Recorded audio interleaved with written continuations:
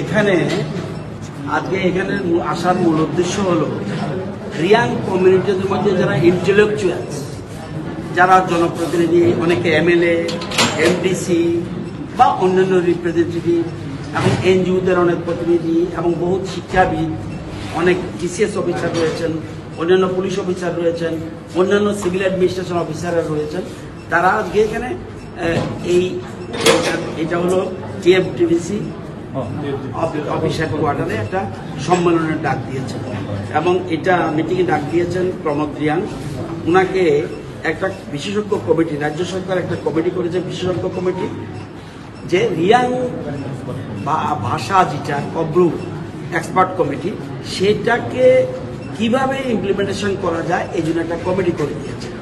আজকে ওনার ডাকে এখানে সবাই, অন্যান্য এমএলএরাও আসছেন, এমডিসিরাও এসছেন এবং executive member of the ADC তারাও এসছেন, আরও অন্যান্য জনপ্রতিনিধি যারা এসেছেন তারা সব জড়ো হয়েছেন।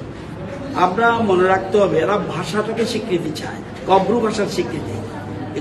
আগে রিয়াংরা ত্রিপুরী, ত্রিপুরা, দেববর্মা, রিয়াং এরকম অনেক সম্প্রদায় যারা বিশেষ করে জমাতিয়া, নোয়াতিয়া, মুরাসিং, কলই, রূপিনী, উঁচুই, এরা ককবরক ভাষাতে কথা বলে, কিন্তু নিজের ভাষাকে সমৃদ্ধ করার জন্য তাদের অদম্য ইচ্ছা এবং এই কব্রু ভাষার স্বীকৃতি এবং সেকেন্ড হাইয়েস্ট 19টা সম্প্রদায়ের মধ্যে মানে জনজাতি, এর মধ্যে রিয়াং হল সেকেন্ড হাইয়েস্ট পপুলেশন। তো ওরা চাইছে কব্রু ভাষার যেন স্বীকৃতি।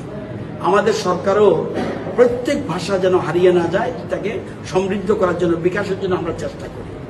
তো এবং দেশের প্রধানমন্ত্রীও চাইছে মাতৃভাষার যেন উপরে গুরুত্ব দেওয়া, যে কোনো শিক্ষাই হোক মাতৃভাষাটা মূলত মেইন জিনিস।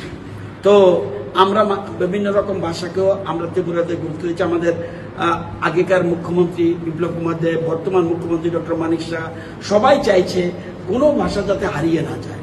তো আজকে এখানে আমি এসেছি তাদের আমন্ত্রণে, তাদের ভাষা যাতে আরও বিকশিত হোক এই জন্য আসা, এবং তারা একটা ডিমান্ড দিয়েছে to the chief minister through me, এবং আগামী দিনে ওনারা নিজেরও সেখানে ডিমান্ড, দুটো ডিমান্ড।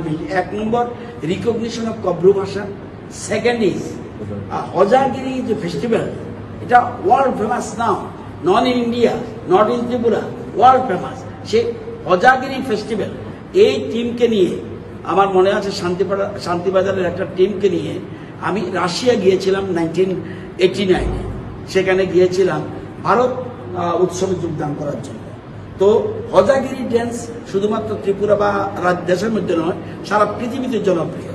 এটা ওনারা চাইছেন এটা যেন এই দিন যেন একটা ছুটির দিন হয়, স্টেট হলিডে ডিক্লেয়ার করে, এডিসিতে অলরেডি ডিক্লেয়ার করা হচ্ছে, এখানেও যেন করা হয়, এটা একটা ডিমান্ড। আর মেইন ডিমান্ড হলো স্বীকৃতি, হজাগিরি আমাদের কব্রু ভাষার যেন স্বীকৃতি দেওয়া, এইটা নিয়ে আসা। এবং আমি ব্যক্তিগতভাবে এই ভাষার বিকাশে বিশ্বাস। Thank you.